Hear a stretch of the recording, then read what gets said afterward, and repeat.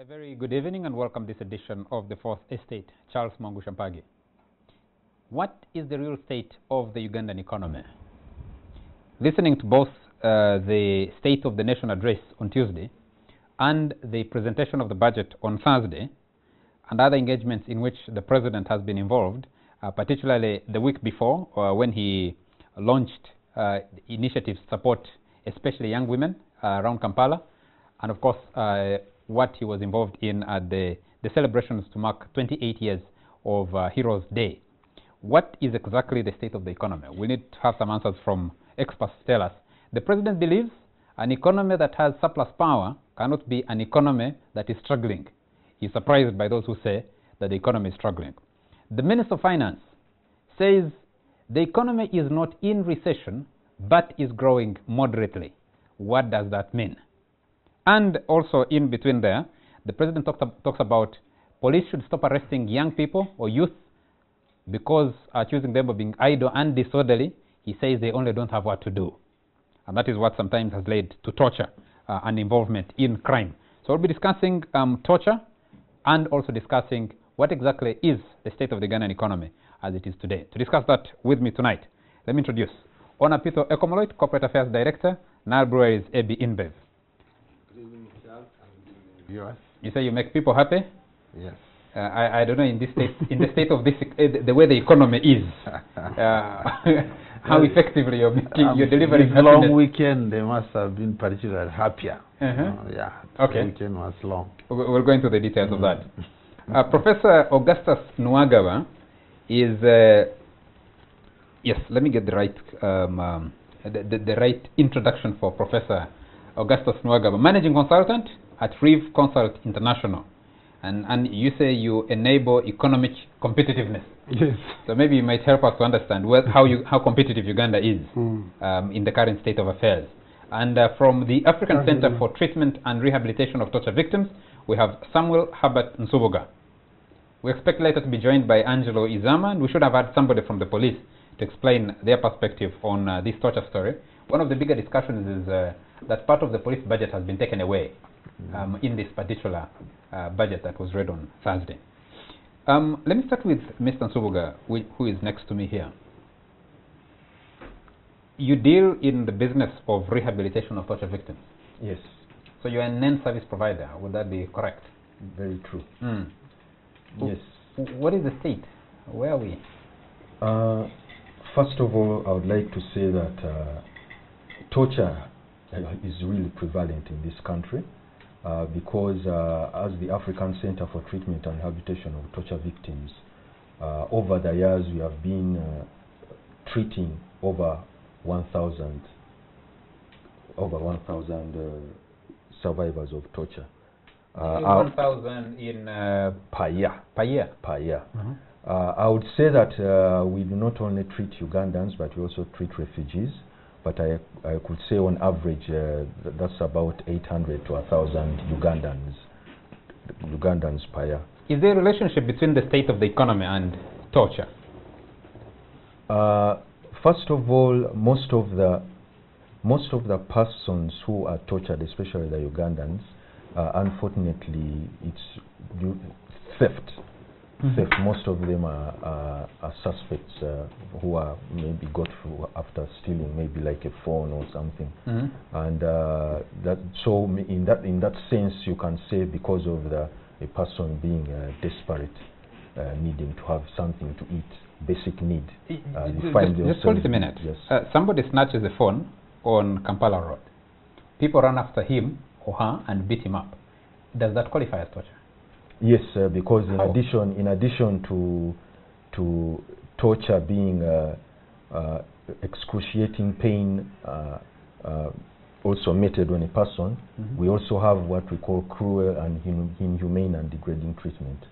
So in the sense that is also it encompasses a criminality. In an economy as difficult as this one is, someone snatches your phone and they get beaten up for that. You still call that inhuman and degrading treatment and making somebody suffer excruciating pain? Because what should happen is that this person should be arrested and go through the courts of law and punished accordingly. Yeah, not necessarily beaten up or whatever. And he's stretching the definition of torture, because I thought my layman's understanding, or maybe Honor, who was a member of parliament at some time, could help me. My understanding is torture is an act or handling of a suspect by an institution. It goes to a level of institutionalization. I don't know, I might be wrong. It has, the definition of torture has been widened. That's not only public institutions like the police who torture. Even private individuals are also culpable for their actions to torture and also punished accordingly. Charles, I would tend to agree with Mr. Nsubuga, and I think it also explains the sort of high propensity to torture in societies like ours. Because remember, actors like the police officers are recruited from a society that itself has a propensity to torture, as he explains, the idea of mob justice so prevalent. People are impatient with the law. They don't want to take a suspect often to the police without first roughing them up. In fact, most of the time police have to rescue suspects from a point when they already was in a coma. So, and you find young men and women watching these kinds of things where they grow up, and then they join the police. It's almost, I've spoken to some police officers who think hard methods, which you can call torture, are necessary and are almost logical step to getting people to confess and to tell them the truth. So I think to suggest that the society tortures and then the government constituted by members of that society also tortures, it's only logical in my view. There used to be a joke before Nalufenya became Nalufenya, that's a few years ago, that policemen and women that live in as hard conditions as they live, because you'd run them up around Kampala especially, and look at the kind of dwellings in which the police live, obviously creates angry people. Absolutely.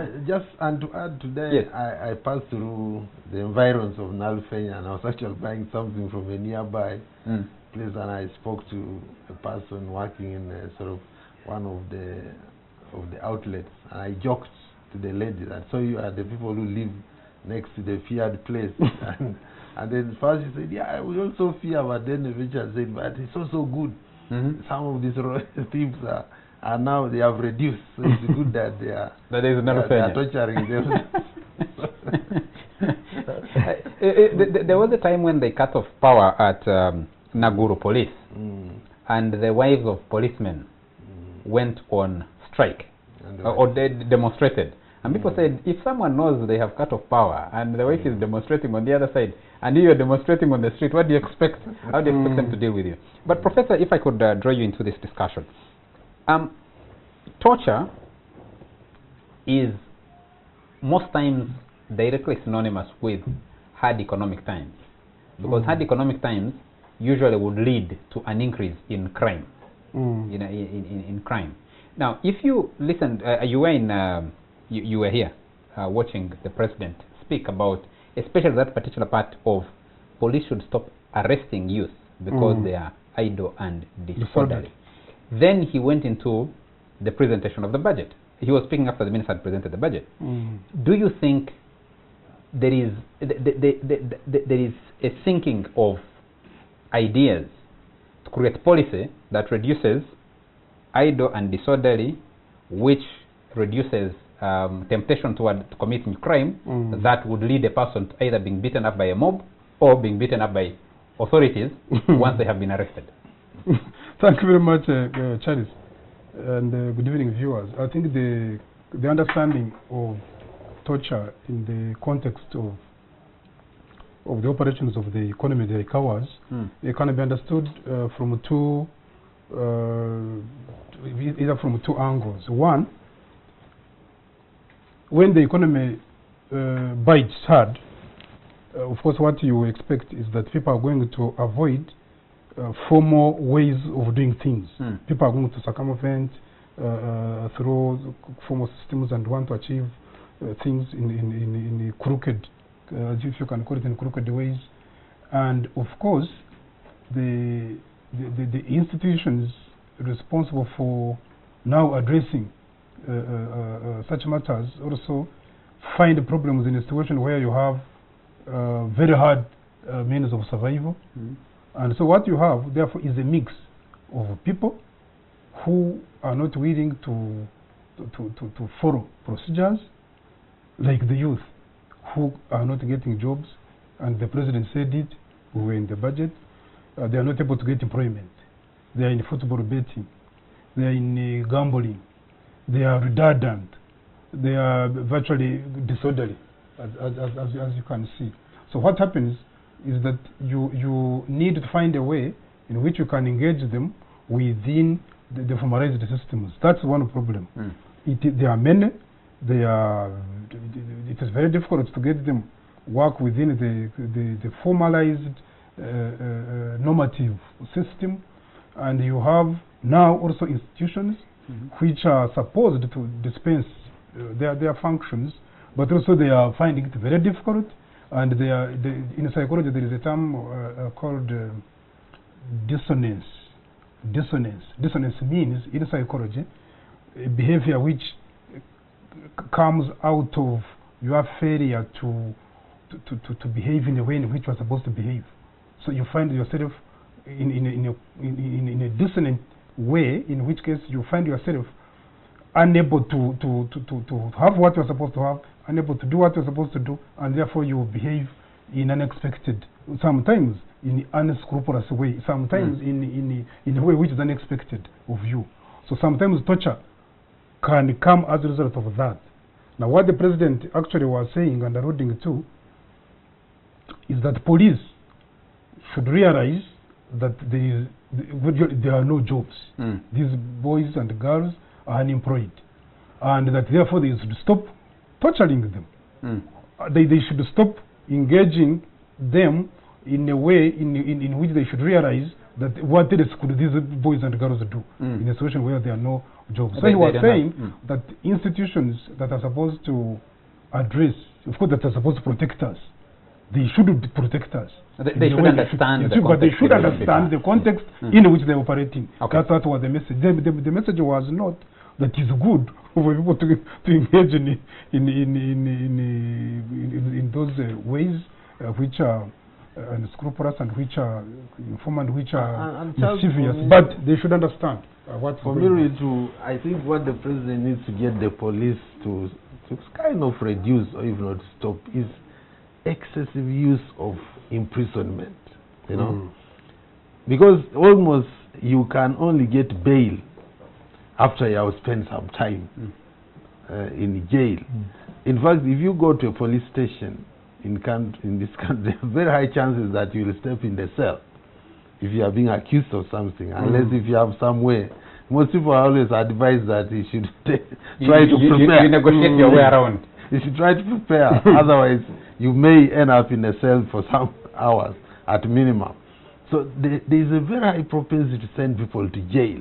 You know, most of these young people are sent on remand and then they come out after 2 weeks, which in most cases actually doesn't achieve the desired purpose. They even get more hardened because they go there and meet hardcore criminals who actually advise them that if you want to avoid, maybe you need to X, Y, Z.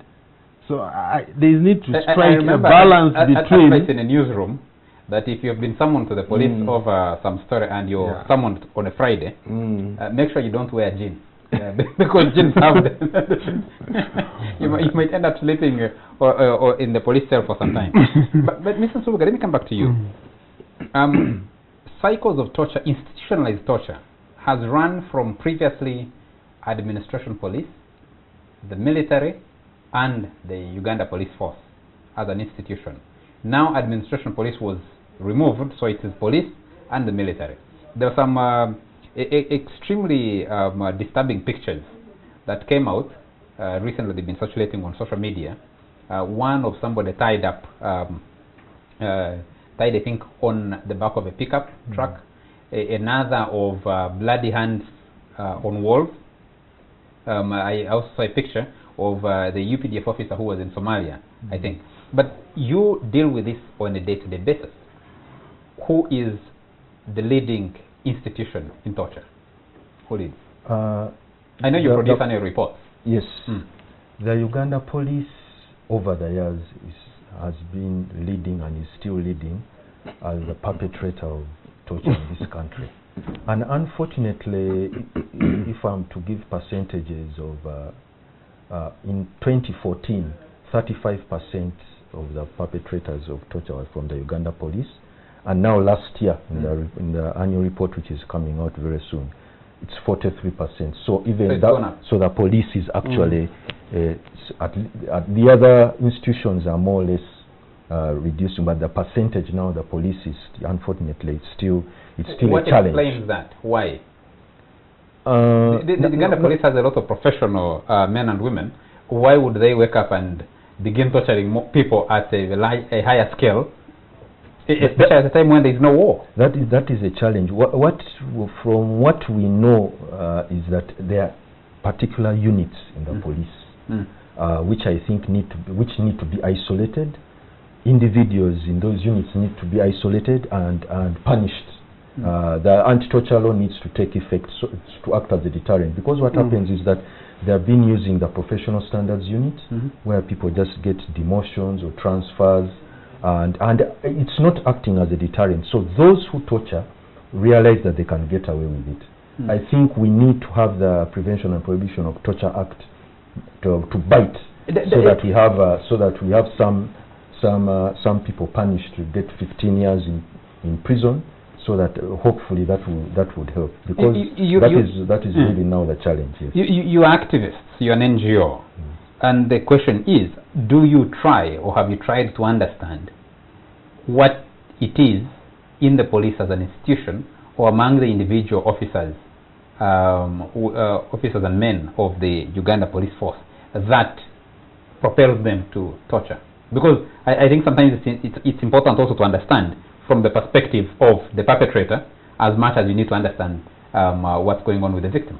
We have tried to advocate for more resources towards improved training, improved detective work, alternative investigative techniques, because there's always this issue of saying that if I don't beat the hell out of somebody, they will not tell me where the gun is. But as you know, the anti-torture law, before you go to the law, does it work? Do you get the information that you're looking for if you use a little bit harder methods? No, it doesn't work, because when they're beating you and you want them to stop, you tell them that the gun is there when actually it's not there, so that you have that reprieve. So have you checked to the police to tell you that when they were told, and 10 times when they were told the gun is somewhere, they actually found a gun?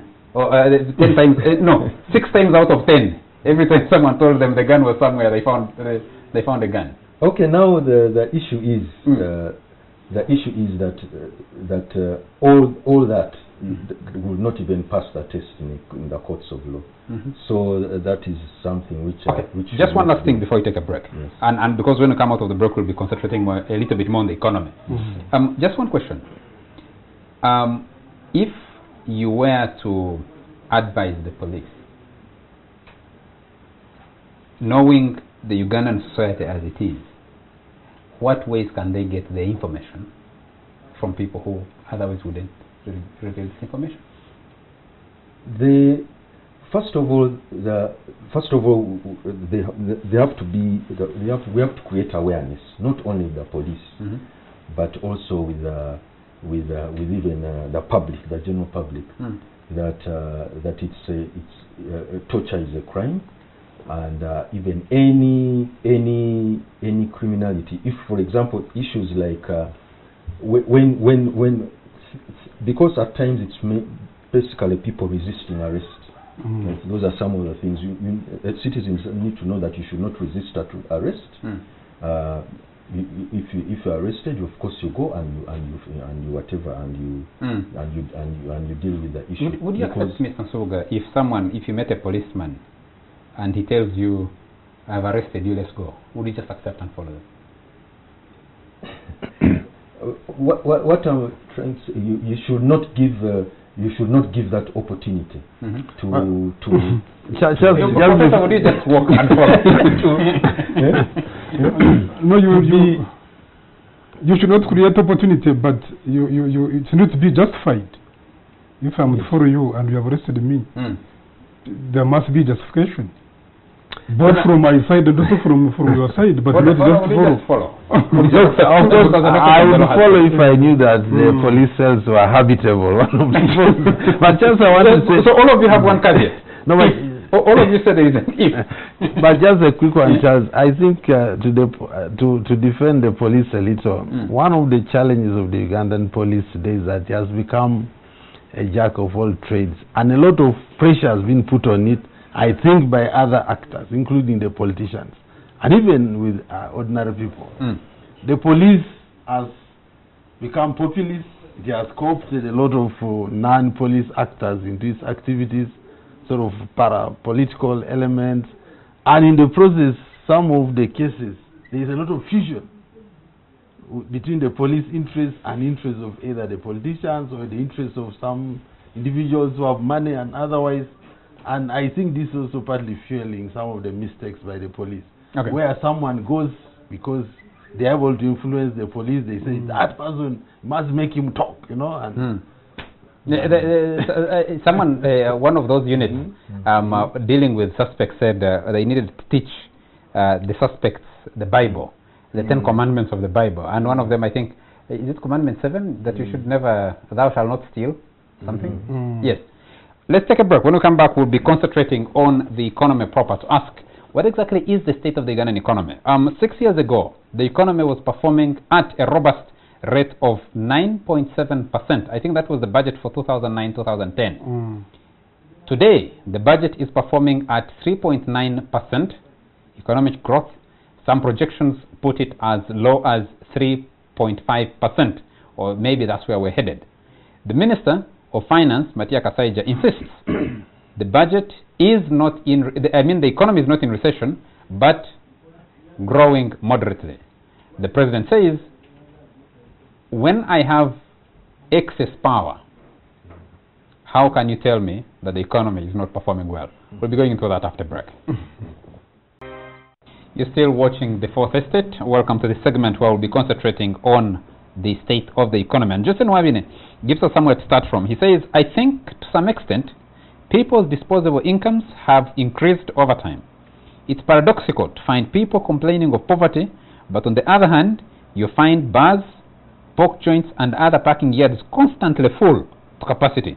People driving Porsche cars, erecting magnificent buildings, all that. Isn't that a sign of an economy that is performing robustly? Moses Ofono is watching us, and he expresses his love for the show. Thank you very much, Moses. But he also says, even if he's going to bed hungry, watching TV, he's up to watch TV, and that satisfies him. So thank you very much, Moses. Professor, help me understand, and I believe our viewers, what did you make of the positions both of the Minister and of the President on the economy, knowing the facts as you know them, the numbers as they stand? Okay. Thank you very much, Charles, and our viewers. I think what we need to understand is that the economy performs at 2 levels. Now, one of them is that the economy performs at what we call macro level. Now, if you go to macro level, understanding of the way the Ugandan economy is performing, let's bring out the truth. The truths are, one, there has been a reduction of growth. In the 2006-2007 financial year, this economy was growing almost at 9%. It went down to 6%, 6.6%, 7%. The last year it was about 4.2%. Now its projection is 3.9%. So the truth, which is undisputable, is that at macro level, performance, we have had slow economic growth. We have had decline in economic growth. Now, what does that mean? The output, the economic output, what we call the GDP, the gross domestic product, which is the total monetized businesses, the total output of goods and services produced by Ugandans who are operating in Uganda, whether it is an Englishman working here, whether it is an Indian, whether it is a Ugandan, whether it is a Muchiga, whether it is an Acholi, whether it is a Mutoro, but has business in selling of goods or services within the territory of Uganda.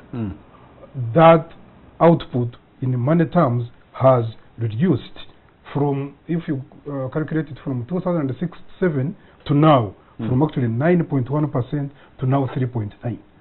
So there is nobody who is disputing that there is decline in growth.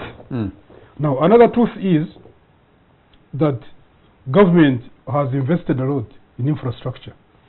The current budget, which was read the other day, is that infrastructure is again taking about 22% of the entire budget, which is 29 trillion. So 22% of that is going to infrastructure, which is roads, railways, then followed by that's about 4.9%. 4.9 trillion rather. 4.9 trillion, which is about 20-something%.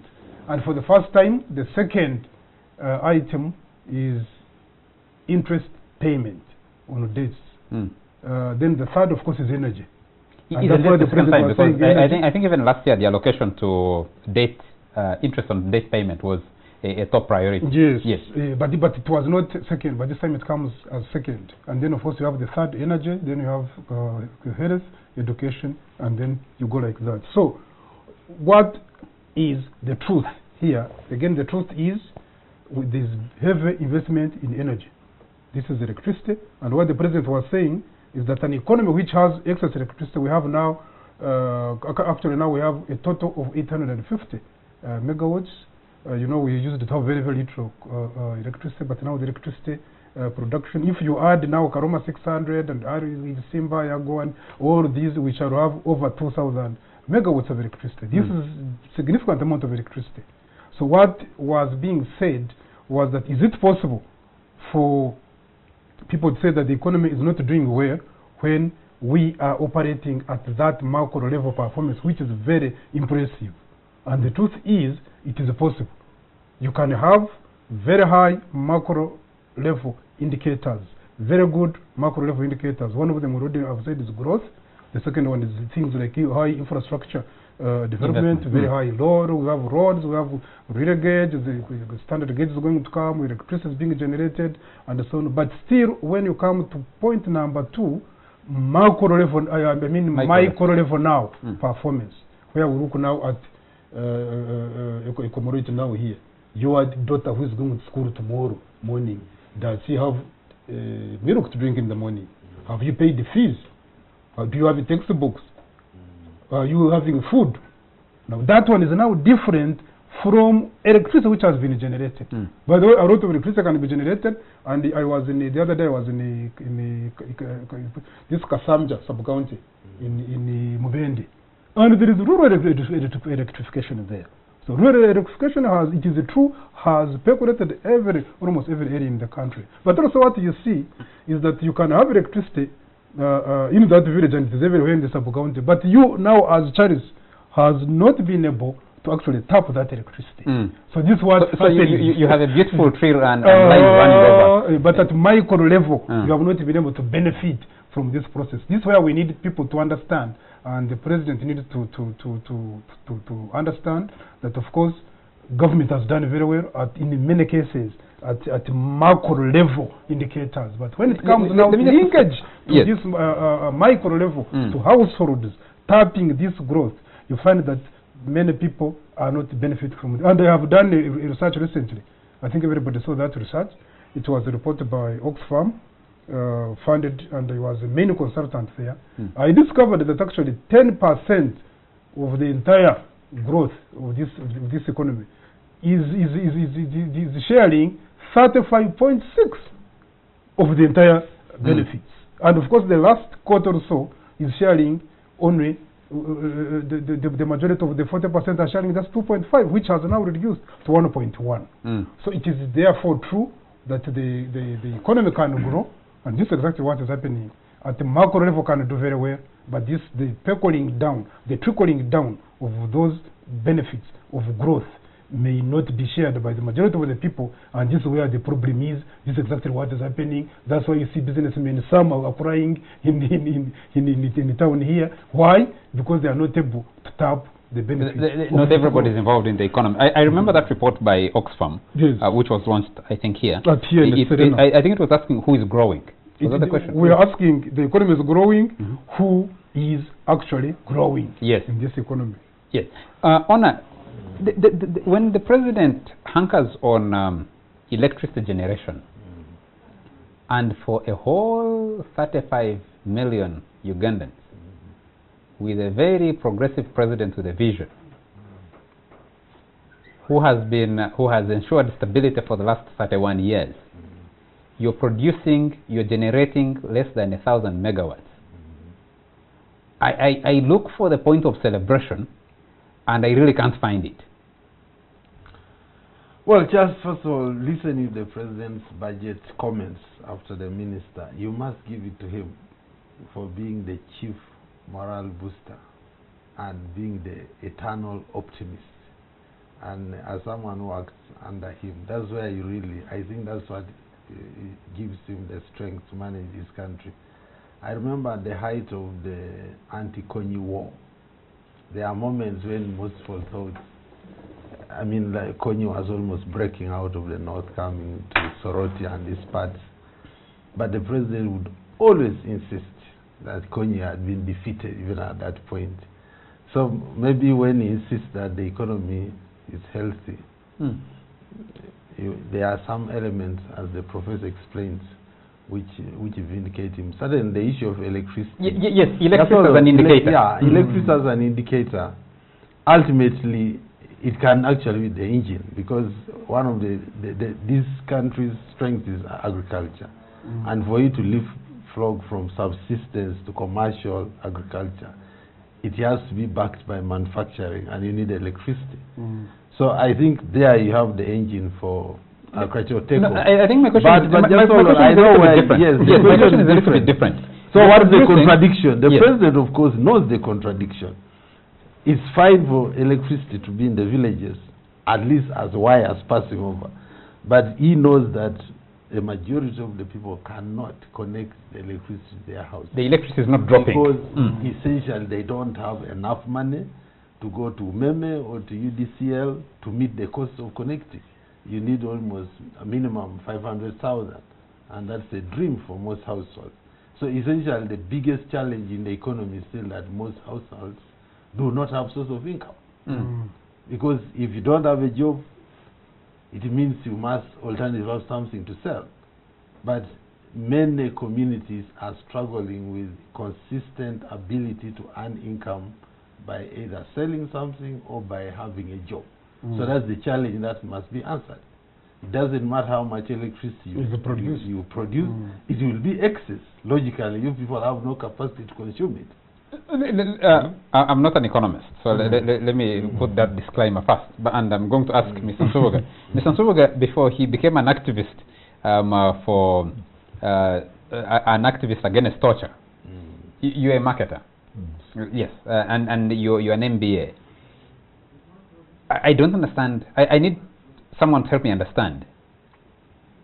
Is 850 megawatts for 35 million people excess production? Or how can that be excess production? I think our situation is different.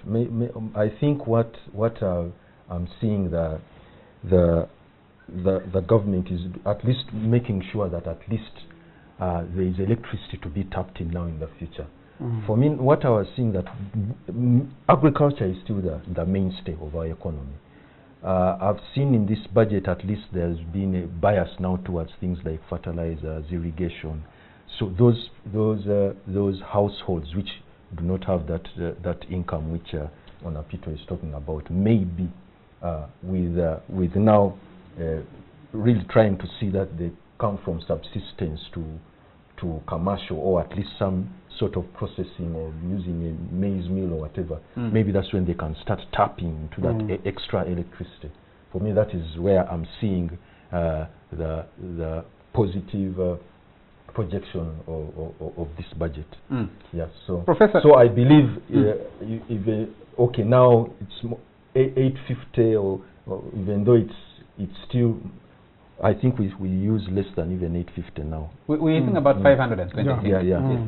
So I mean, at least now the electricity will be there to be tapped. If Professor, even if we're producing, even if you got Isimba, Karuma, Ayago on the grid, and you raised your production to 2,000 megawatts for a population of 35 million, I would imagine, let me say what I would imagine. If the president had said we have excess power,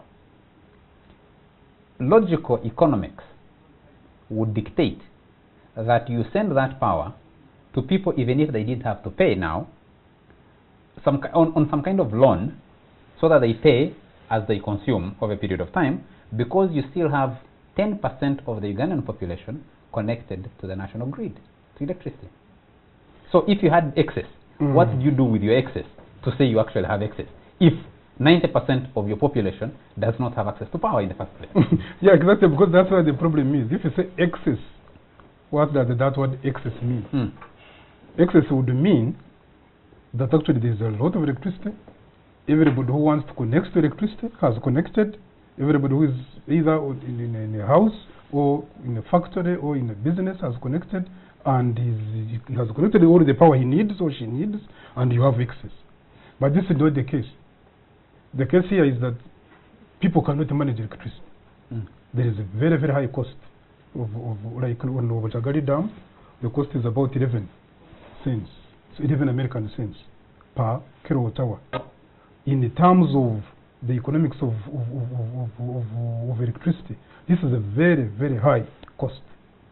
So that's why you find that many people cannot manage electricity. And if you look in the I don't know what kind of people are managing our contracts here. If you look in that contract of Bujagali, you can even shed it here, because the contract is saying you must buy this electricity before you engage in buying any other kind of electricity which will generate. Right. So even if we generate now cheaper electricity from any other dam or any other source, it is not possible that you cannot buy Bujagali. That's why you had the government saying they have to renegotiate the refinancing of Bujagali. Okay. Why? Because it was generated, I think, through the financing was costly.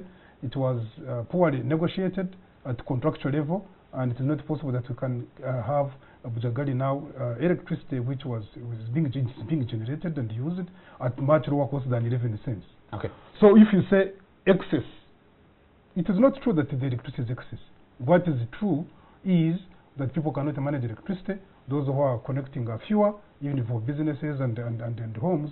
And if everybody connected, the remaining 80% would still need more electricity. You need to subsidize. The question you're asking, if you look at the background, the background screen, yes.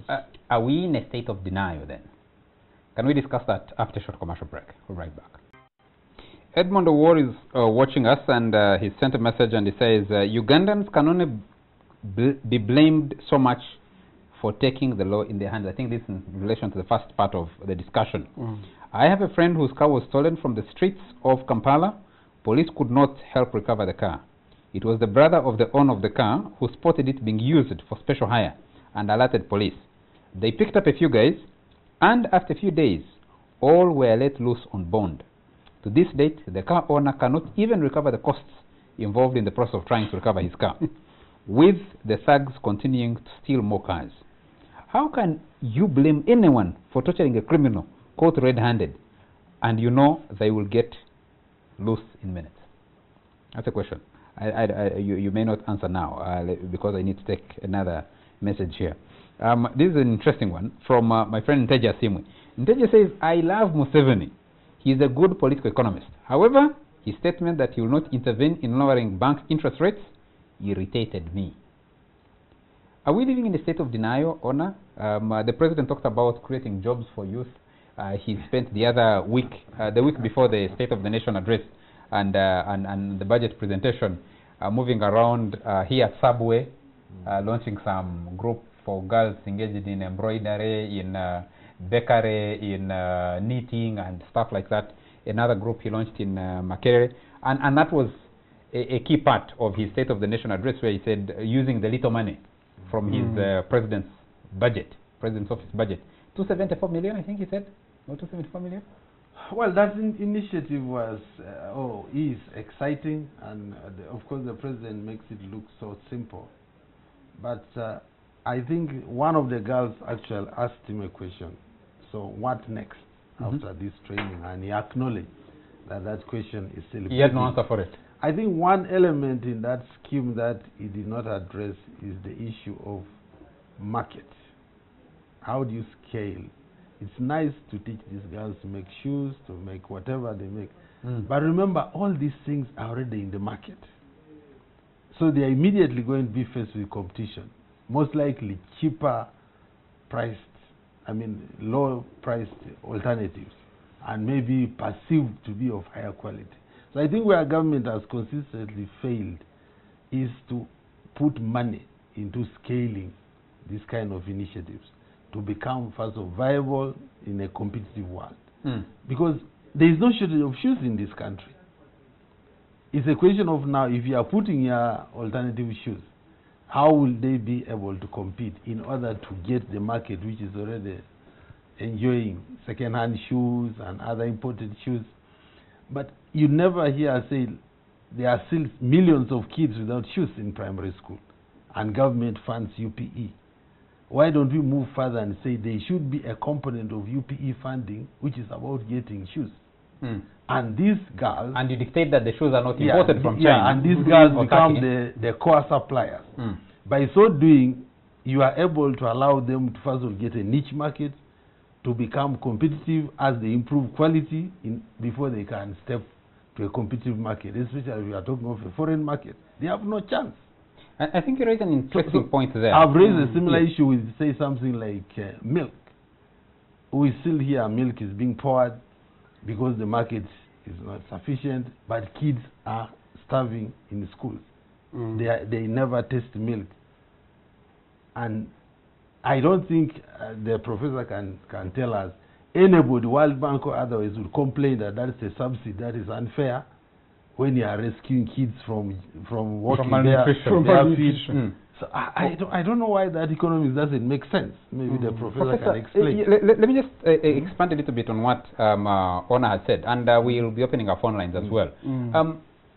A few years ago, I think more than 10 years ago, the president, through RDCs, went across the country, collected girls, 1,000 of them, brought them to Bugolobi. They were supposed, or they were trained. 10 years later, nobody talks about the AGOA girls.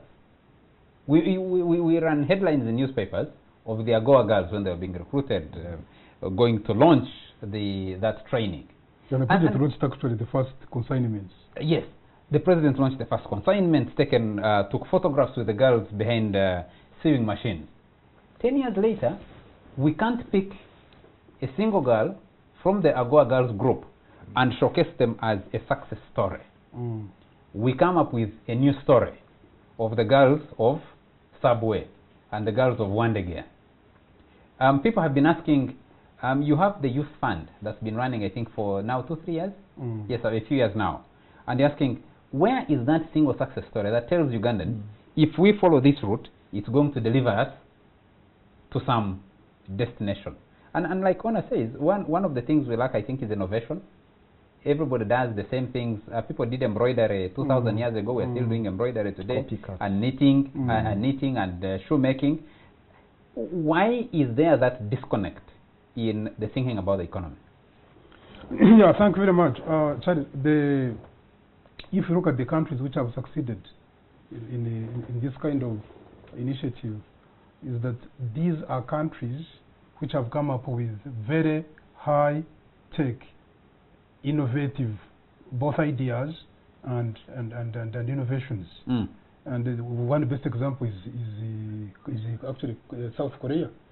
So if you look at products which South Korea, which we are together actually with at the same level, these we now have Vietnam, we have Singapore, we have Thailand. These are products, as the owner is saying, which really are very, very competitive. Because in South Korea, the transformation was focusing on electronics, high-tech electronics. That's the reason why everybody now has Samsung. And these days, do you hear Sony?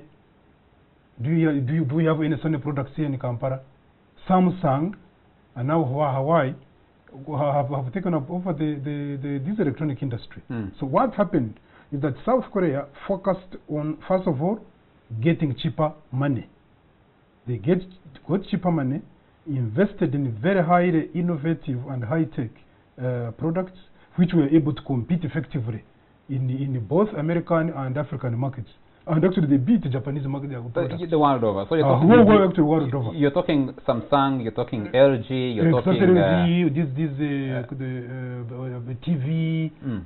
This man who is producing now, the was actually initially selling rice. He had a kiosk in Seoul, but he invested, and of course with the help of cheaper money. That's why I was coming now to the issue of sourcing, of financing. And you talked about interest rates. Nteja asked the question about interest rates. How interest rates? They were able. Do you think the president was categorical about that? He said interest rates for traders cannot come down. Cannot come down. He said, actually in his words, those can continue to suffer. Exactly. But he said for manufacturers and farmers. There he can have, he's happy to have a discussion. Exactly. Yes. But I just want to tell me on the being competitive outside the country, that's fine. But I'm talking about being competitive within the country. And the disconnect with actually, let's say, shoes, which practically the president is already working on. Millions of kids don't have shoes. And their parents, if they opt to get them shoes, they go for some plastic shoes. No, I was coming to that. Actually, what happened in South Korea? Can we just take it back a little? 1986, yes. The president says, you fly to New York in a private jet when your people are walking barefoot and they have jiggers in their feet, and you're happy to be called His Excellency. He presents the state of the budget on Thursday, 31 years later, and he showcases shoes, and Ona is asking, if you have 7 million now, 7 million kids in primary school, yes, probably 6.5 million of them are walking barefoot. And you're trying to get young people rather, who are idle into some kind of employment. Why not? What is the difficulty in allocation of resources to say one Minister of Education gives an order, every child going to school must wear shoes. But those shoes are going to be produced by the group in Wandegea, the group in Mbarara, the group in Bushenyi, a group in Gulu, a group in Amuru. That those are the hubs that are going to produce shoes to supply that market. And Ona raised the second issue. You have children, you're producing 2 billion liters of milk. You're consuming 800 million liters in a year. 1.6 billion liters, 1.2, about 1.2 billion liters of milk is going to waste. And you have children who are, one, starving, they can't concentrate and study well because they're hungry.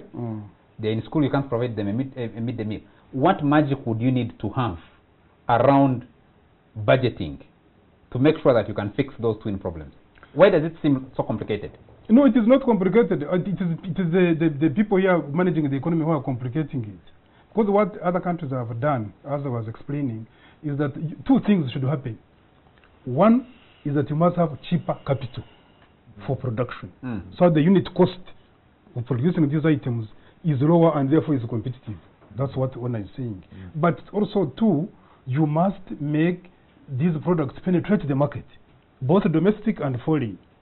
And what actually these countries did were just two magical bullets. One, get cheaper capital, which actually is the same thing, which Is cheap capital beyond the reach of the Uganda government? Why isn't cheap capital available to? Cheap capital here is not available because Why? The economy here is in a state of which we call very low financial depth.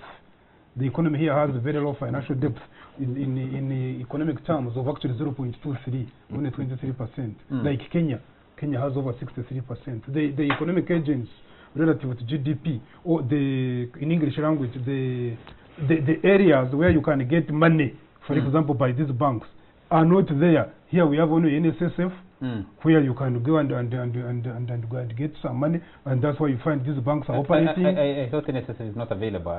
It's only for institutions. No, it can lend. It can lend. It's only which lend is to all these banks. So where do you get money here? We don't have savings. The level of savings is low, so banks don't have sources of money. So what happens? So does this economy provide avenues to increase savings? The budget that was presented, rather. No, you cannot have savings because first of all there is no aggregate demand. There are no areas where you earn. There are no earnings. People don't have jobs. You don't have where you can sell your products. So aggregate demand is low. Areas where you can get money and you find you have money in the pocket are not there. The jobs are not there. The opportunities are not there. The issue of having money in your pocket is people are very constrained. That's why you find everybody is complaining. Why? Because the economy is operating in very low financial depth. You don't have. But the Nwabine Jose said, you see people building magnificent homes. People are driving Porsche cars. All bars are full. Pork trains are full. This is what the problem is, Charles. Because these are people now who are able to penetrate into these leakages in the government. If I use what you call an Ogudoto evidence, I've not done research to see the amount, but if you see the amount of money stolen, this is the amount of money stolen through all these leakages. This is where most of these people are penetrating. Actually, if we are not having that, this economy would be now in a state which we call stagflation. But we are not in a stagflation state. The reason is that corruption is still holding that. But if all nuts were now tied, we would definitely be in a stagflation. But people are able to steal some money and continue. But where most of us who are working genuinely, they are able to penetrate and be able to work. There aren't many opportunities. Why?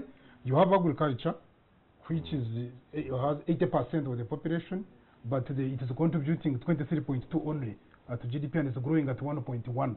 Okay. And then you have services, which is basically telephones and these banks, which are commanding 44% to GDP. But how many people are in these telecoms and banking? Less than 1% of the population. So you have an economy which is operating upside down. Most of the people are in a sector which is not the sector that is economically democratic to be the one delivering this GDP. So you have few people working in a sector which is services but contributing the largest amount to growth, to GDP. So this creates a paradox. It creates a problem where now you have an economy which supposedly is supposed to be doing well, but is not. Why? Because the agriculture sector, which is easy, we used to have Banyakwere Kweteranaga, Bugisu cooperatives, Busoga growers. This is where the economy was vibrant. People are having coffee, they are selling. You go to a rural growth center in the village and you find everybody is happy and people are getting some money. But now you have agriculture, which has been declining till now 1.1 growth. But unfortunately, it has the largest amount of people, over 70%, to be very specific, 76%. But then he tried to insist that big economies like the United States has only 2% of the population engaged in agriculture. But also the contribution of agriculture to American GDP is very, very minimal.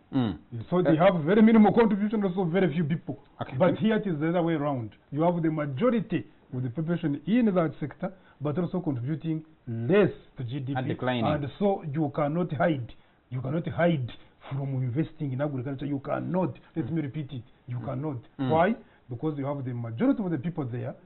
But unfortunately, that sector is declining. It's not growing, and therefore, definitely, people are suffering. And that's exactly what is. Mr. Nsubuga, before I come to you, let me first pick some callers. Hello. Hello. Hello. I think whoever was calling, you have your TV set volume up. Please turn it down so that you can talk to us. If you're calling us, kindly turn down the volume on your TV set. Hello? Hello? Yes, please. Yeah, my name is Seka Mohammed. Yes, Mohammed. I'm calling from Kachiri. Please, go ahead. The issue of the excess electricity is actually the worst statement I've heard from the president.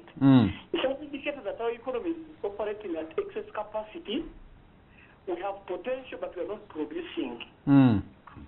Secondly, when you look at the total electricity production in Uganda, it's less than the steel rolling mill in South Africa. The consumption of electricity by a steel rolling mill in South Africa. So it means you cannot even attract serious investment with less than 1,000 megawatts of electricity produced.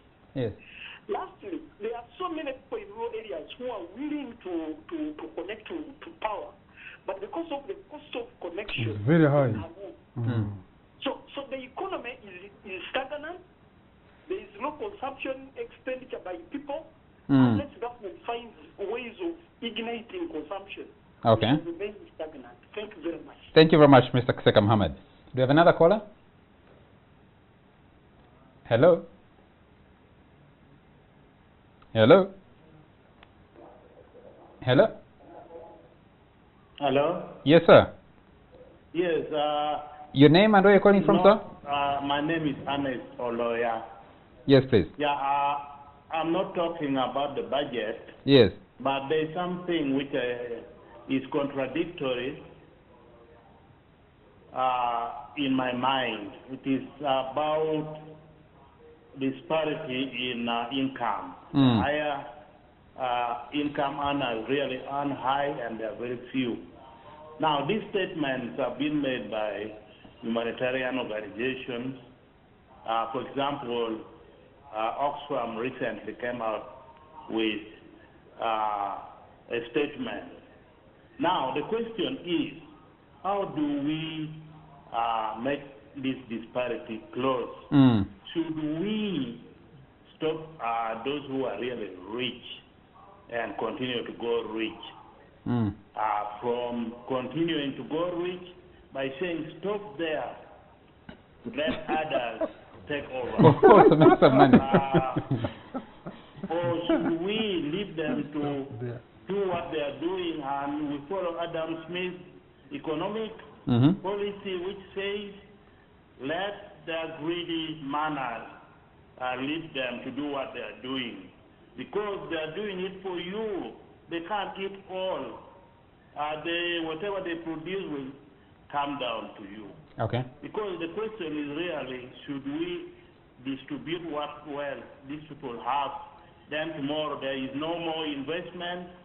I believe that Nwagaba, I really like his argument, can give me and clear this contradiction I have in my mind. Thank you very much. Thank you very much, Mr. Lawyer. Do you have another caller? Hello? Hello? Hello? Hello.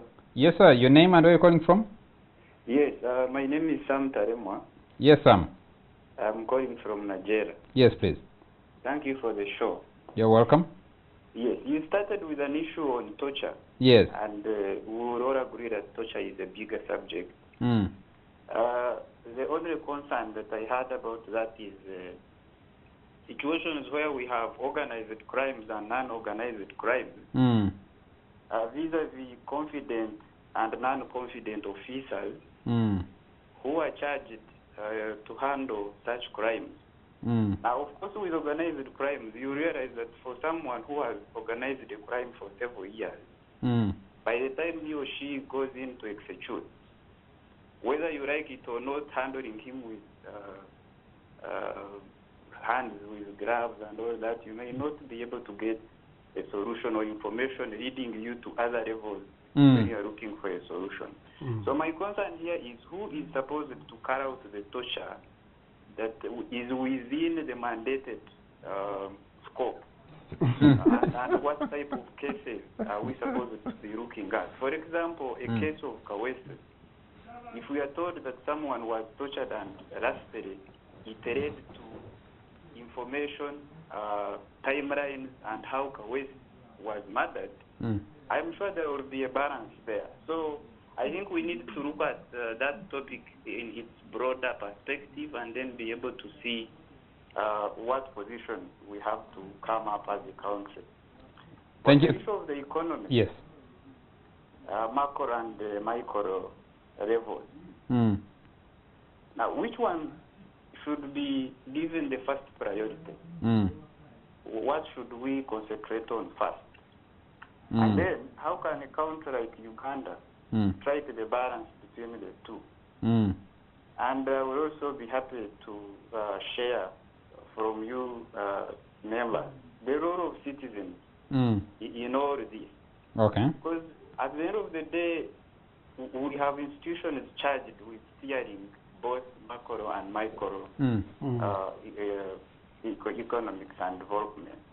Of course, connecting with economic growth and development. Yeah. But when we keep pointing fingers, for example, we come to a discussion like this and continue saying, President Museveni promised this, Minister of Finance promised this, and we leave out the big role of citizens in terms of demanding for what belongs to them, in terms of services, and how best they can, at the end of the day, achieve what they want. Then, lastly, we may fail to balance the discussion. Thank you. And then, lastly, I would like to say that, of course, the resources are sufficient to take us for where we want to go. The trouble we are having is selfishness. Selfishness by the officers, selfishness by the people who are supposed to work on the services for everybody to benefit. So that should also be an issue to be concerned about. Thank you so much. Thank you very much, Sam. Do you have another caller? Hello? Yes. Okay. Let's pick one last caller. Hello? Yes. Hello? Yes, this is Fred from Gaza. Yes, please. Go ahead. Grace, you said? From Fred. Gaza. Fred, yes. Now, Go ahead. mine is a bit maybe controversial, but it's Fred from Gaza. Yes, I can hear you. Go ahead, Fred. We can hear you. Yes. Yes. Yes. Now, about security, the NRM is very good at security, and it's really done well as far as security is concerned. But where it's not good, they're not business-like. Because as far as they're concerned, when you're good at security, you may not be a good businessman, and I want to bring my argument close. That's why you see they don't want to have people who are rich. So that's why you see cooperatives are not there. Someone talked about cooperatives, and you find all these things have been killed. And some of these people would have helped in agriculture are not there to do the work that we will really boost the economy from agriculture. And so for me, it's a bit hard. Even the youth, you're saying we're going to promote the youth. But how do they get the opportunities? Because at the same time, there is someone who takes all the opportunities. This is the people we're talking about. If you have contracts, there are tenders, there are people who are ready to get money out of those who will take the tender. So there are some complications in the government. Unless they work on them, it will be a very hard thing. Thank you very much, Fred. Thank you very much. We got to bring it back to studio. Would have loved to hear more from our viewers, but time is not our best ally. Let me start with Mr. Nsubuga. Fred is talking about there is a group, economists had tagged them tenderpreneurs. Professor said those are the people who are the people who are filling these bars and building nice houses, driving nice cars. Many of them are benefiting. He called them leakages. The others on the outside are tenderpreneurs because they thrive on government tenders, don't deliver on what they're supposed to deliver, but have money to But Charles, on bus, to be fair, we have affordable products as well. So we serve all categories in this bus. Not just for the entrepreneurs. Yes. So, how do you respond to Fred from Gayaza, and also Sam, who raised quite a few interesting issues? The role of citizens. I love that. In all this discussion. And it says resources are available. The problem is that some people are selfish. Yes. Okay, now,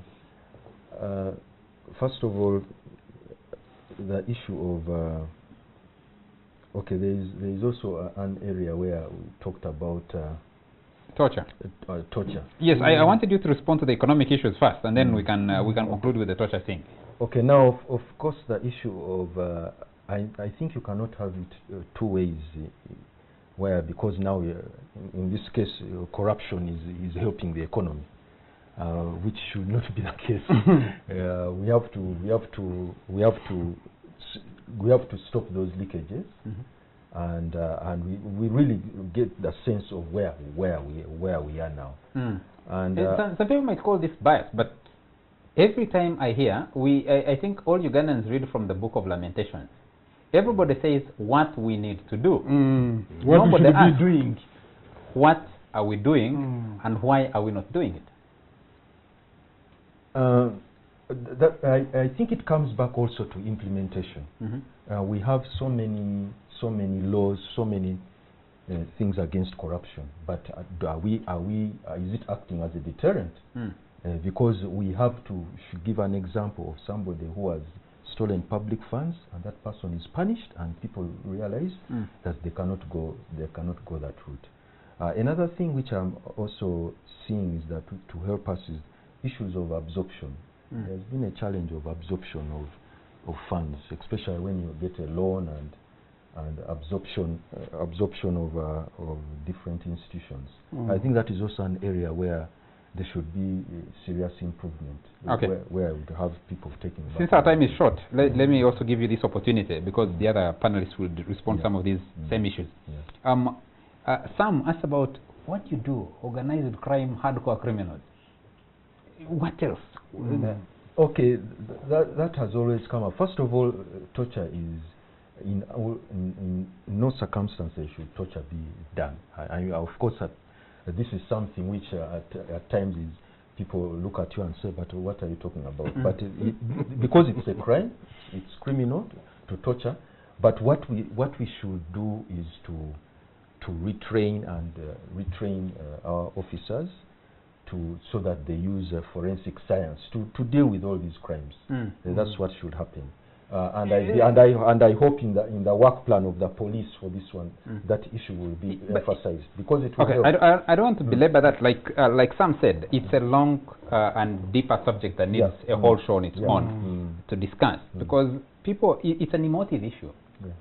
It is. The person being tortured is believed to or alleged to have also meted suffering on another person. So I think the compromise there is, why should my suffering be, if you're a criminal, why should you subject me to so much suffering and then be treated with kid gloves because there's someone to advocate for you? But we'll have another opportunity to discuss that. Let me go to Professor. Professor, the callers raise a lot of issues. Kiseka Mohammed on electricity, and he says this is the worst statement he has ever heard from the president, and he says the economy is stagnant. Lamek says on the question of income disparity, I think the global Oxfam... Stop that. Yes. The global Oxfam, the Oxfam Global Report said 6 people have control over how much? What percentage of the world's economy? 80%? 80. Yes, about 80%. It has been 280, but now it's 68. Yes. And then if I think even the Ugandan version of the report, which you worked on, was supposed to scale who actually owns this economy. Who is growing, and where the rest. Paul Collier wrote a book called The Bottom Billion.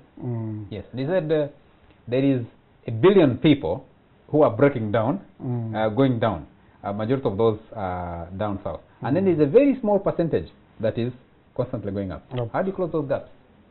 Now, thank you very much to the chorus. That means we are been able to engage the people, and we thank you so much. Now, I think what people are saying is that, is it true that the economy is growing? And is it true that we are in a state of what we call a bill of health in the economy? And the answer is, there are problems that we are facing. And one of them is that there is low, there's what we call low aggregate demand. There is, people do not have money in their pockets, first and foremost. Why? People don't, it's very difficult to get jobs. Those who are supplying government, it's very difficult to be paid. Government is not paying some of the people who are supplying services. So generally, there is suffering within the people in as far as having money is concerned, and as far as being able to have what we call liquidity, being able to have disposable income is concerned. This is being brought by the poor performance of the economy from very many fronts, from both domestic front as well as foreign. There's been low global global prices. And of course there has been also low growth of the domestic economy. We have also had problems in South Sudan. So the Ugandan economy generally has been has faced both domestic challenges, weather, supply side constraints and so on, but also regional war and also global very low domestic prices. So the economy has not earned money. We have low export sector performance, and so what the government does is to borrow. Government has been borrowing heavily from the people. It competes with us in borrowing. And if you do that, as you have said, interest rates cannot come down. Even when the president said interest rates for manufacturing and farmers will come down, we are not sure whether where he's going to get the money. I see Nwabine sent a message and said that is interest rates are dictated by the World Bank. I think Nwabine is wrong. And also, the World Bank doesn't by many dictate. factors. One of them is actually domestic borrowing, and of course the costs of doing business by these banks. Unless the president gets some other facilities. Is it up to the president? Why don't we push that responsibility to Keith Mhakanezi and his team, technical team, and in African countries, these institutions, many of them don't exist. Actually, what exists is the presidency. The presidency is the policy. If you have countries, of course, which are like UK, robust economies, that's why you talk about institutions.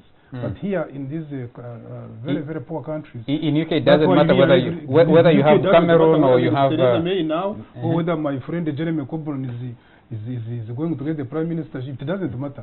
For them, they have institutions, they have things which are. But for us in younger economies, that's why you see people still talking about the president said this, the president said this. It's not by mistake. It's that the presidency is almost the embodiment of policy. But I think you were saying, is it possible, Professor, should we stop people from getting rich? Nobody is stopping people from getting rich. What we are saying is that in your getting rich, can there be sanity? Can there be a formal way in which your government can make it possible for this windfall to now trickle down to other people? This is done through fiscal policy, through fiscal metrics, through tax. There's no problem. What you're saying is that there's no problem with people getting rich. The problem is people stealing their wealth. People stealing your way to richness. That's what we are saying. But if you are doing a business, and therefore looking after money up there, there's no problem. There was another point which somebody was saying just before we go to Honor. The issue was the difference between macro and micro and how you can link the two. It is possible that we can link macro growth and macro indicators and micro. And I will give you one example. When we talk about macro level performance, we're talking about like four things. Growth of the economy, that's GDP. We're talking about inflation, control. We're talking about interest rates, control, and then foreign exchange, control. There are four major fundamentals. And if I'll give you one example, is that if you want these to link together, is that if I supply government, I should be paid. Government should not argue that they are controlling inflation by not paying me for the service which I provided. This would be a very, very poor way of managing inflation. You cannot manage inflation by squeezing people out of business. That's why you are seeing the economy not performing. So you should control inflation by the supply side, by making sure people are doing business. There is more business the more goods on the market, there's more production, and then when more goods are on the market, the prices of the goods will go down. Thank you. You cannot tell me that you're going to control inflation and do very well at macro level by not paying suppliers to government, and if you don't, of course, pay, you will have control of the money supply, and then you will say you have done very well when people are not doing business, and for this bring the economy. You will have now done poorly on the economic growth side. Thank you. We need to get out of here. Our time is out. Let me just take a message from Frank Gashumba, who says, General Museveni highlighted that Uganda has electricity bonus, but statistics show that it's only 20% of the population that has access to electricity. I think the actual percentage is 10. Is it 20%? The reported one is 20, the reported in the... 20%, yes. It says, the same statistics of the census of 2014 show that only 94%, I think he should have, Frank, you should not have written only here. He says, 94% use charcoal and firewood for cooking. And he says, how can you have bonus electricity when majority of the population is in a blackout? Nyankole proverbs alone can't transform a country. Bona, top executives like yourself, top consultants like Professor here, leaders of institutions like Mr. Nsubuga, and a lot of money, so you're up there, the rest of the population is down here. How do you close that income disparity? Look, I think I'll just speak to that point, and then the one about citizenship responsibility. I'm a very big fan of having rich people, because I think when I go to my village, I see the effect of not having enough rich people. I know trickle-down economics is frowned upon, but I think in a country like ours, at minimum, you need people who can give basic employment, and that's the starting point. If everyone is poor, then you can't break the cycle. Of course, as the professor said, the ultimate weapon for inequality is taxation. But the tragedy in most of the African countries is that even when the taxes are taken away from the rich, in this case, corporates like the one I work for, there is always a debate whether those taxes are put the right use. So you could tax, as it often happens, the rich to the bone, and not use that money properly, and the effect will be the same. And you also kill them. So I'm a very big fan of taxation, so long as it does the right purpose. Because at the end of the day, it actually benefits the rich. Because if it does the right purpose, it will actually create purchasing power, will be the ultimate benefit, and the rich... So the wheel continues running. Now, on the issue of citizens' responsibility, this is a very sensitive issue, because often it is taken as blaming the victim. But I think in this country there is a certain element of citizen irresponsibility, partly encouraged by populism, whereby the government panders the population. Let's talk about agriculture, to be blunt. We can blame weather, and it's true, there is erratic weather. But how much dedication does a Ugandan farmer, peasant or otherwise, have compared to other parts of the world? In other parts of the world, if you're a farmer, you are like an office person who goes 8 to 5. A farmer in most cases 6 to 6. But you will struggle in most Ugandan villages to find someone in their field still by midday. So it doesn't matter, just hold on, it doesn't matter how much rain you'll have, how much fertilizer you'll have, how much mechanization you'll have, if people will not treat farming as a full-time engagement.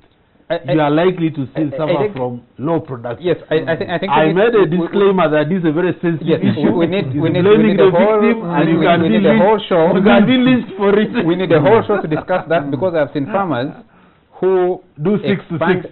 Expand their farms, and they have to pour the milk. So they close off the farm and plant bananas.